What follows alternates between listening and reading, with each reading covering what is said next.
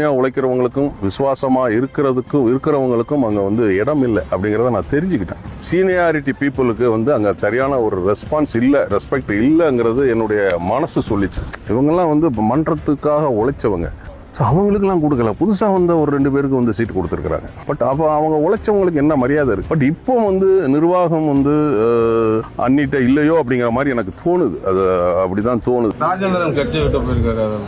அது அவரோட personal decision.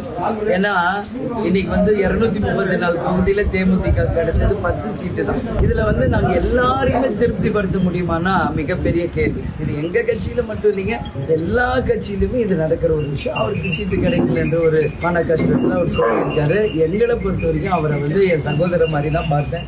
அவருடைய பொண்ணு கல்யாணத்துக்கு போயிருக்கோம். எல்லா நேரத்திலையும் எங்க கூட தான் இருப்பாரு. அவ்வளவு தூரம் அவருக்கு வந்து வந்து ஸ்போக்ஸ் பர்சனா ஒரு பெரிய அங்கீகாரமான ஒரு சின்ன நம்மளுடைய பதவி கொடுத்திருந்தோம். எங்க போனாலும் அவரை வந்து போய் பேச வைப்போம். எல்லாமே இருந்தது.